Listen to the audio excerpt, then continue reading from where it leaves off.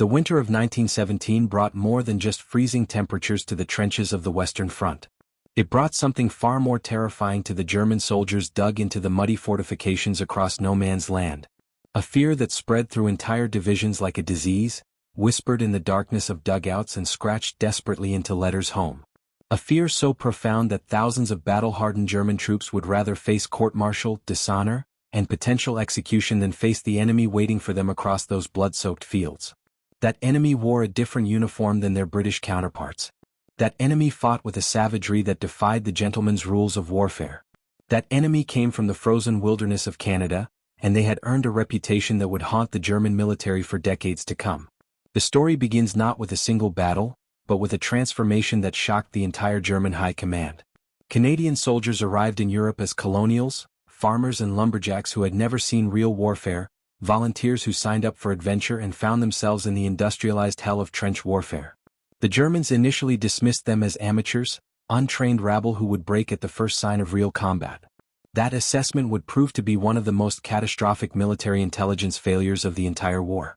Within months, those same colonials would become the most feared assault troops on the Western Front, earning nicknames that German soldiers would whisper with genuine terror in their voices.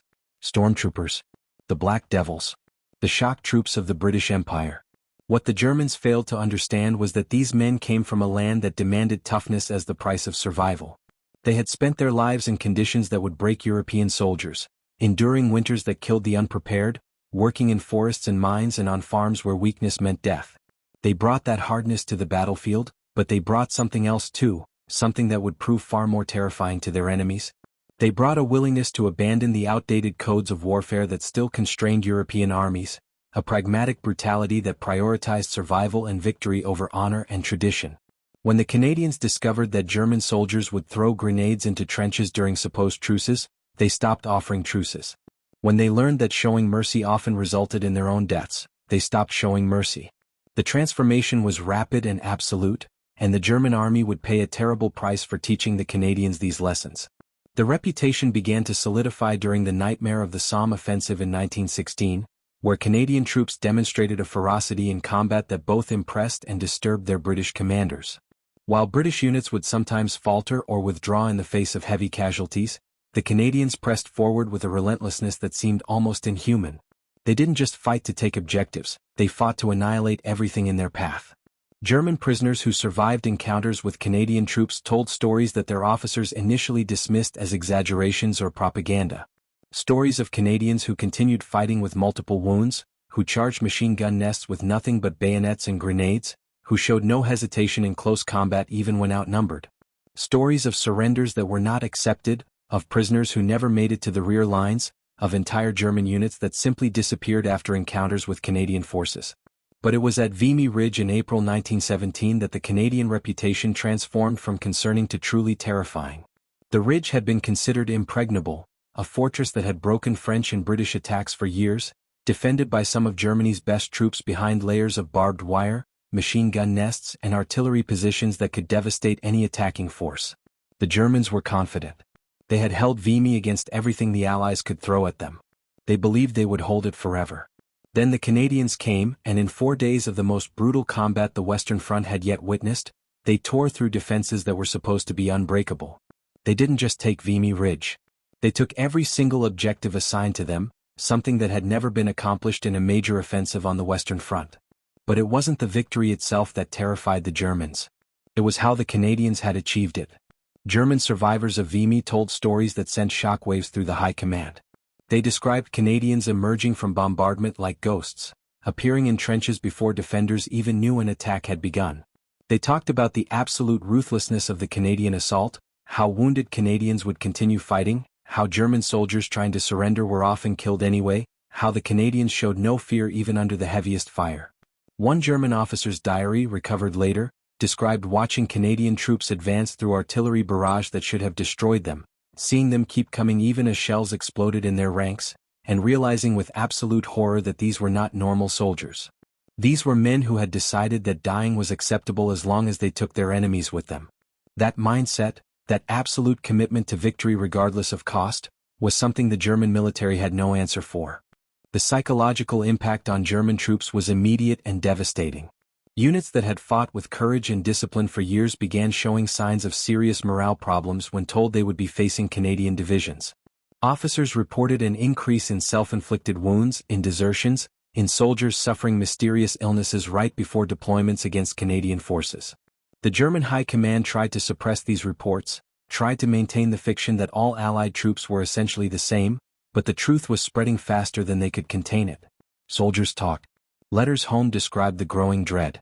Veterans who had faced the Canadians and survived told their stories to fresh troops, and those stories got worse with each telling, but the terrible truth was that the reality needed little exaggeration.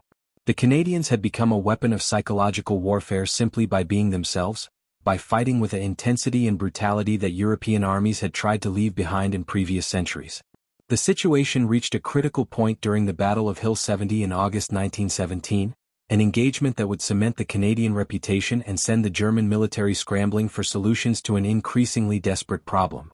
The Canadians, now under the command of Lieutenant General Arthur Currie, were ordered to take Hill 70 near the French town of Lens.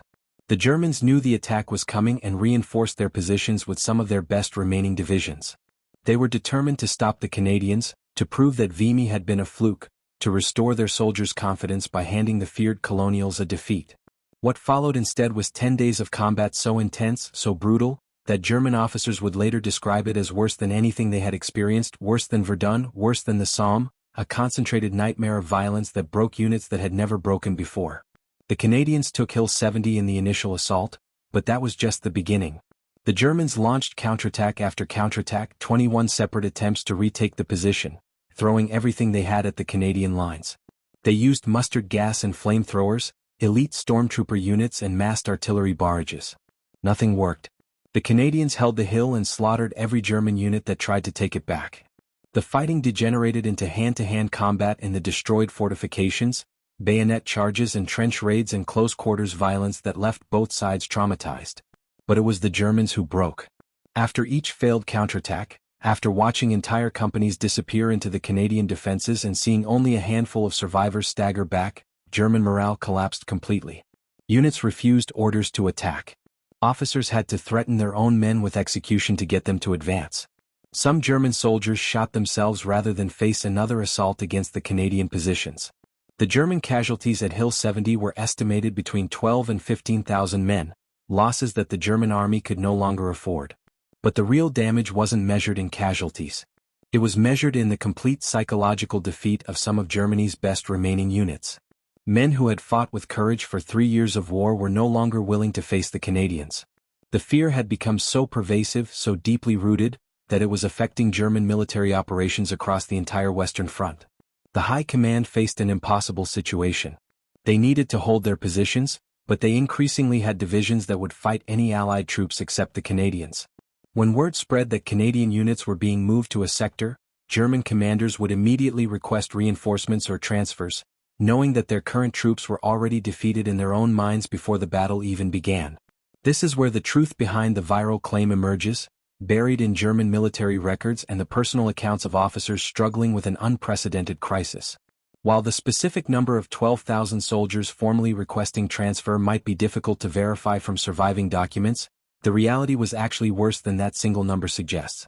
Throughout late 1917 and into 1918, German divisions across the Western Front were experiencing what amounted to a psychological epidemic when it came to facing Canadian forces. Officers' reports describe entire battalions showing signs of what we would now recognize as pre-traumatic stress, men becoming psychologically compromised before even encountering the enemy, simply from knowing that they would be facing Canadian troops. The fear wasn't just about dying. Soldiers accept that risk. The fear was about the nature of the death, about facing an enemy that fought with a savagery that seemed to come from an earlier, more brutal age of warfare. The Germans had developed an intricate understanding of different Allied forces based on years of combat experience. They knew that British units would often follow predictable patterns, that French troops could be fierce but were war-weary after years of devastating casualties, that American forces were brave but inexperienced. But the Canadians didn't fit any of their analytical frameworks. The Canadians fought like men who had nothing to lose and everything to prove, who took warfare personally, who seemed to genuinely hate their German enemies in a way that transcended normal military hostility. German intelligence officers struggled to understand where this intensity came from, why troops from a peaceful nation thousands of miles from Europe would fight with more ferocity than soldiers defending their own homeland. Part of the answer lay in the Canadian military culture that had developed in the crucible of the Western Front. The Canadians had suffered devastating casualties in their early battles, losses that were felt deeply in the small communities many of them came from. They had watched friends and brothers die, often because of German tactics that they viewed as dishonorable or cruel. The use of poison gas, which Germans had introduced to the Western Front, had hit Canadian units particularly hard at Ypres in 1915. The Canadians had learned from that experience that this war had no rules, no honor, and no mercy. They adapted to that reality faster and more completely than their European allies, and once they had abandoned the idea of civilized warfare, they proved to be terrifyingly effective at the brutal reality of industrial combat. They stopped taking unnecessary prisoners. They stopped showing mercy to enemies who had shown them none. They became, in essence, exactly the kind of soldiers that the modern battlefield demanded, but that evolution came at the cost of becoming something that terrified everyone who faced them. The German response to this crisis reveals just how serious the problem had become. The High Command began implementing policies specifically designed to deal with units that would be facing Canadian forces. They increased alcohol rations, brought in additional officers known for their ability to maintain discipline under stress, and most tellingly, they began quietly rotating divisions away from sectors where Canadian troops were operating. Internal documents from this period show a military leadership grappling with the impossible task of maintaining morale against an enemy that had become a symbol of everything German soldiers feared about modern warfare. Some commanders advocated for propaganda campaigns to counter the Canadian reputation, trying to convince their troops that the stories were exaggerated, that the Canadians were just ordinary soldiers who could be beaten like any other. These campaigns failed miserably because too many German soldiers had direct experience fighting the Canadians or knew survivors who could confirm the worst of the stories. The problem extended beyond just combat effectiveness. The German military justice system began seeing cases that would have been unthinkable earlier in the war. Soldiers who had served with distinction for years suddenly refusing direct orders to attack Canadian positions. Officers requesting transfers that would normally be considered career-ending acts of cowardice. Entire units showing signs of mass psychological breakdown when informed they would be facing Canadian divisions. The military tribunals were caught in an impossible situation. They couldn't execute or imprison thousands of soldiers without crippling their own forces, but they also couldn't allow open refusal of orders to go unpunished. The compromise that emerged was a quiet policy of accommodating these fears when possible, rotating units away from Canadian sectors, and only pressing charges in the most extreme cases. This policy was never officially acknowledged, but the evidence of its implementation can be found throughout German military records from 1917 and 1918. The Canadian awareness of their own reputation added another layer to the psychological warfare. Canadian commanders recognized that they had become a weapon of fear as much as a fighting force, and they consciously cultivated that reputation. They encouraged their troops to be aggressive on raids and patrols, to ensure that every encounter with German forces reinforced the idea that facing Canadians meant facing death. They allowed and sometimes encouraged the harsh treatment of prisoners, knowing that survivors would spread stories that would further demoralize German units. Some Canadian officers even engaged in deliberate psychological operations, spreading rumors through various channels about Canadian plans and capabilities, knowing that the German army's fear would amplify whatever intelligence they received. The Canadians had discovered that their reputation could win battles before the fighting even started, and they weaponized that realization with the same ruthless efficiency they brought to everything else. One of the most striking examples of this psychological dominance came during the 100 Days Offensive in 1918, the final push that would ultimately win the war. Canadian forces were repeatedly used as breakthrough troops, thrown at the strongest German positions because Allied commanders knew that they were the most likely to succeed. But something remarkable began happening as the Canadian Corps advanced. German units began surrendering more readily when they realized they were facing Canadians, not because they thought they would be treated mercifully, but because they knew that resistance was futile and would only lead to higher casualties. The fear had become so overwhelming that for some German soldiers, surrender seemed like the better option even to men who knew that Canadian troops had a reputation for not always accepting surrenders. The psychological victory was complete.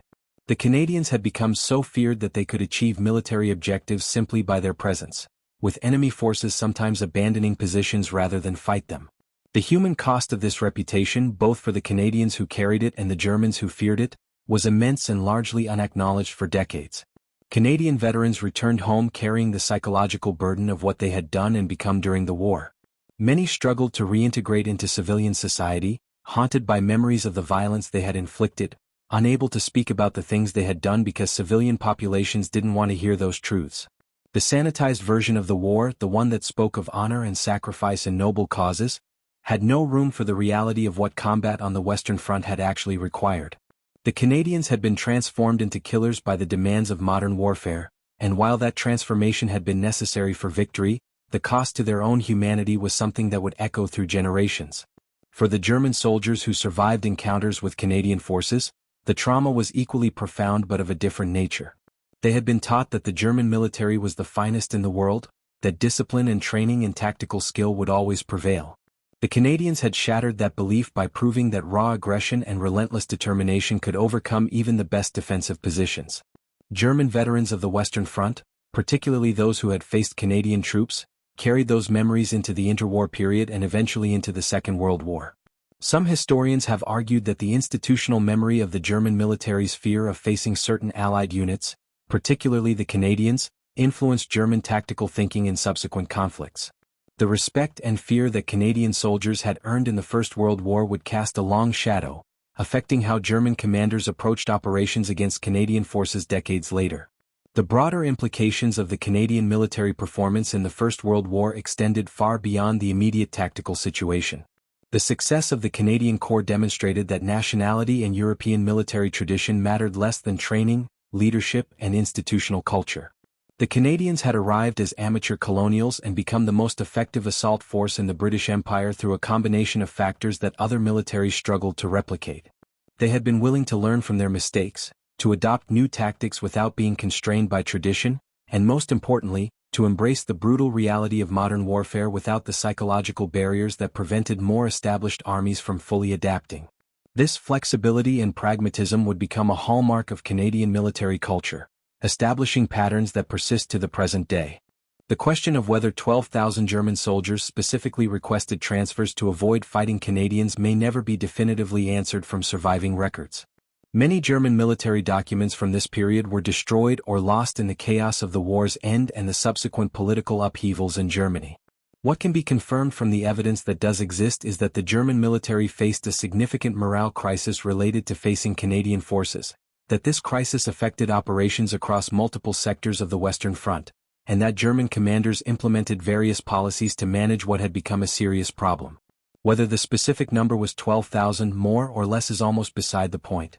The underlying truth that German soldiers feared fighting Canadians to the point of refusing orders and requesting transfers is well documented in letters, diaries, official reports, and the post-war accounts of officers from both sides. The Canadian transformation from peaceful colonials to the most feared troops on the Western Front remains one of the most remarkable stories of the First World War, yet it's a story that makes many people uncomfortable because it challenges the sanitized narrative of warfare. We want to believe that wars are won by the side with superior values, that our soldiers maintain their humanity even in the worst circumstances, that victory comes without moral cost. The truth of the Canadian experience contradicts all of those comfortable assumptions. The Canadians won their reputation through extreme violence and calculated ruthlessness. They became effective by abandoning the very codes of conduct that civilian populations wanted to believe their soldiers were fighting to defend. They achieved victory by becoming, in many ways, as brutal as the enemy they were fighting, and in some aspects even more so. This reality doesn't diminish their sacrifice or their effectiveness. If anything, it makes their story more remarkable because it shows the true cost of warfare, the transformations it demands, and the burden that soldiers carry for the societies they defend. Understanding this history requires confronting uncomfortable truths about the nature of combat and the demands that total war places on those who fight it. The German soldiers who feared facing the Canadians weren't cowards. Many of them were veterans of years of brutal combat who had demonstrated courage in countless engagements. Their fear was rational, based on experience and evidence, and their desire to avoid Canadian units was a reasonable response to the reality they faced. Similarly, the Canadian soldiers who earned that fearsome reputation weren't sadistic monsters. They were ordinary men who had been placed in extraordinary circumstances and had adapted to survive. The transformation they underwent, the brutality they embraced, was a response to the demands of the battlefield and the failures of European military tradition to provide effective solutions to the stalemate of trench warfare.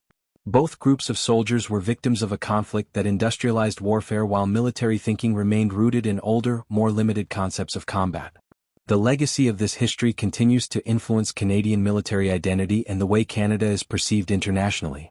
The reputation earned in the First World War, and reinforced in the Second World War and subsequent conflicts, established Canada as a nation that punches above its weight militarily. Canadian forces are consistently recognized as highly professional and effective. A direct line can be drawn from the innovations and attitudes of the Canadian Corps in 1917 to modern Canadian military culture. But that legacy comes with complexities.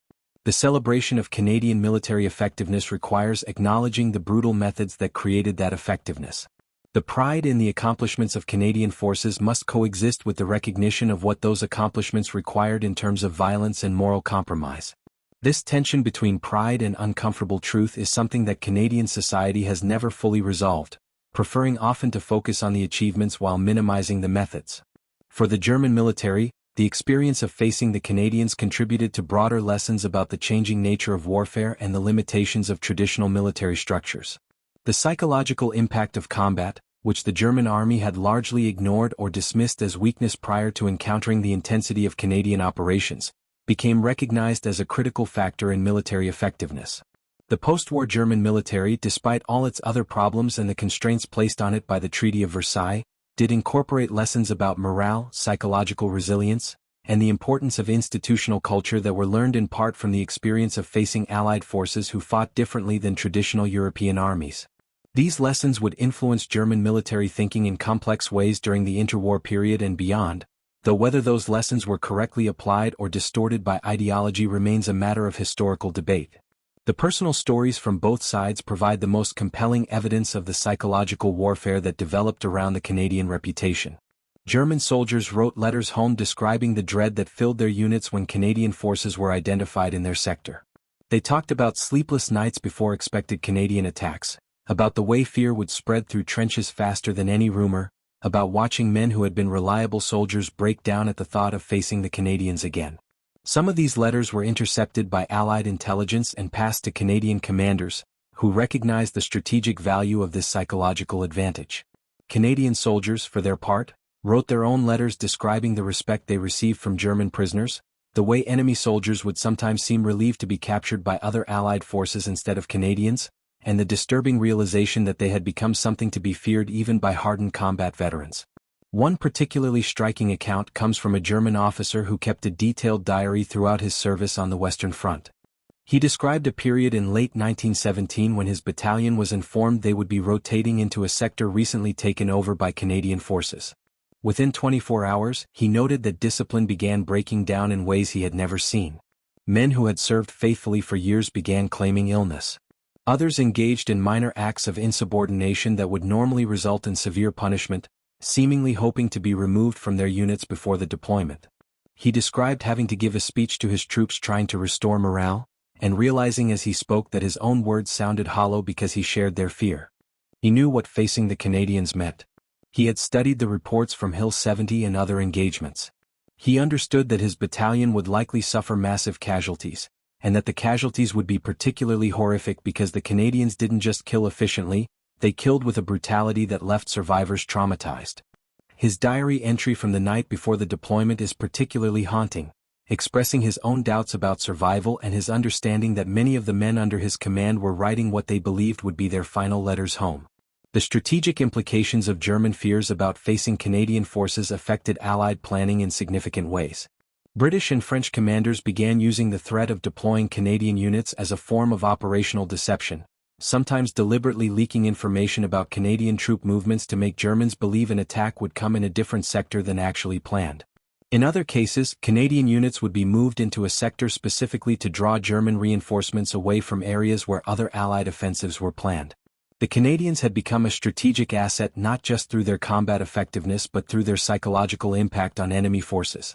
This weaponization of reputation was something relatively new in modern warfare, and it demonstrated how psychological factors could be as important as tactical superiority in determining battlefield outcomes.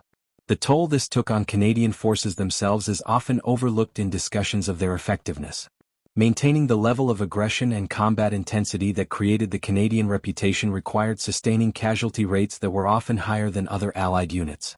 Canadian commanders accepted these losses because they delivered results, but the human cost was staggering. The small population of Canada meant that these casualties hit communities harder than similar losses in larger nations. Many Canadian towns lost substantial portions of their young male population, creating social and economic effects that lasted for generations. The veterans who did return carried physical and psychological wounds that often went untreated or unrecognized. The same ruthless efficiency that made them effective soldiers often left them unable to transition back to civilian life, struggling with memories of violence that they couldn't share with families who wanted to believe the war had been a noble and clean endeavor. The relationship between the Canadian reputation and actual combat performance is complex and nuanced. Were the Canadians actually more effective than other Allied troops, or did their reputation create a psychological advantage that made them appear more effective? The truth is likely a combination of both factors. Canadian units did consistently achieve objectives that other forces had failed to take, did demonstrate remarkable resilience and combat effectiveness, and did develop tactics and operational methods that were innovative and successful. But they also benefited enormously from the fear they inspired in German troops, from the way enemy morale would collapse before battles even began, and from the reluctance of German commanders to commit their best remaining forces against Canadian attacks. The reputation and the reality reinforced each other in a cycle that made the Canadians increasingly dominant as the war progressed. By 1918, facing Canadian forces had become something that German units would go to great lengths to avoid, and that psychological victory was as important as any tactical innovation in explaining Canadian success. The aftermath of the war saw attempts by both sides to process and understand what had happened during the conflict, and the Canadian reputation became part of those discussions in complicated ways. German military analysts tried to determine what had made the Canadians so effective, looking for lessons that could be applied to future conflicts. Some focused on tactical factors like the Canadian use of combined arms tactics and careful preparation. Others emphasized leadership, noting that Canadian commanders like Arthur Currie had been willing to challenge traditional British military doctrine and develop their own approaches. But many German analyses kept returning to the psychological factors, to the way the Canadians fought with an intensity that seemed to transcend normal military motivation. Some German writers attributed this to colonial toughness, others to a lack of European refinement, and some simply acknowledged that they didn't understand where the Canadian ferocity came from but recognized that it had been devastatingly effective. Canadian post-war discussions of their military reputation were equally complex, mixing pride with discomfort. Canadians wanted to celebrate their force's achievements and use those achievements as evidence of Canadian national maturity and capability. But they were less comfortable with the details of how those achievements had been won, with the stories of prisoners killed and enemies shown no mercy and tactics that violated the codes of warfare that civilized nations were supposed to follow. The official histories tended to sanitize the reality, emphasizing bravery and tactical skill while downplaying the brutality that had made Canadian forces so feared. It would take decades before more honest accounts began to emerge, as historians gained access to private letters and diaries that told the unvarnished truth about what Canadian soldiers had done and experienced during the war. Even today, discussions of Canadian military history often struggle to balance pride in effectiveness with acknowledgement of the moral costs that effectiveness required. The question of whether German soldiers formally requesting transfer away from Canadian sectors should be understood in the context of how military bureaucracies function under stress. Formal written requests would have been rare because they would have constituted evidence of cowardice that could result in court-martial or execution. Instead, the process was often more subtle and informal.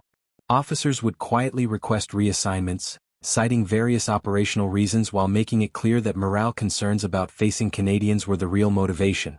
Soldiers would seek transfers through personal connections or by emphasizing skills that were needed elsewhere. Medical officers would be more generous in diagnosing conditions that would result in soldiers being pulled from frontline service. The German military bureaucracy, facing a morale crisis it couldn't officially acknowledge, accommodated these requests when possible while maintaining the fiction that all German troops were equally ready to face any enemy. The result was a silent conspiracy where everyone understood what was happening but no one explicitly acknowledged it in official documents. This bureaucratic dance reveals important truths about how military organizations handle problems that threaten core institutional narratives. The German military's identity was built on ideas of courage, discipline, and martial superiority. Acknowledging that their soldiers feared a particular enemy to the point of refusing to fight would have undermined that identity and threatened morale across the entire force. So instead, the problem was managed quietly, through informal policies and unwritten accommodations that left minimal paper trail. This approach preserved the institutional narrative while addressing the practical reality, but it also meant that the full extent of the problem was hidden from higher leadership and from post-war historians. Only by piecing together fragments from personal accounts, unit records, and the patterns of troop movements can we reconstruct the scale of what was actually happening in German units facing Canadian forces. The Canadian experience in the First World War ultimately reveals profound truths about warfare, national identity, and the gap between how societies want to remember conflicts and the reality of how those conflicts were actually fought. The story of German soldiers fearing and avoiding Canadian units is true in its essential facts, even if specific details like the exact number who requested transfers remain difficult to verify. Canadian forces earned their fearsome reputation through extreme effectiveness in combat, but that effectiveness came from embracing levels of violence and ruthlessness that challenged comfortable narratives about civilized warfare. German soldiers feared the Canadians not because they were cowards but because they were rational men who understood that facing Canadian forces meant facing a particularly brutal and deadly form of combat. Both groups of soldiers were caught in a conflict that had outpaced military doctrine and social understanding, forced to adapt to industrial warfare's demands while their societies at home clung to outdated ideas about military honor and glory. The legacy of this history shapes how we understand not just the First World War but warfare more broadly. The Canadian transformation from peaceful colonials to feared shock troops demonstrates how quickly military cultures can evolve under pressure and how effectiveness in modern warfare often requires abandoning the very values that societies claim to be fighting for. The German response, the fear and avoidance of facing Canadian forces, shows how psychological factors can be as decisive as tactics or technology in determining battlefield outcomes. Together, these stories reveal the complex reality of how wars are actually won, not through noble sacrifice and clean victories but through brutality, psychological dominance, and the willingness to do whatever is necessary to achieve military objectives. Understanding and accepting these truths doesn't diminish the sacrifice of the soldiers involved. If anything, it makes their service more remarkable by acknowledging the true cost of what they endured and what they had to become to survive and succeed in the hell of the Western Front.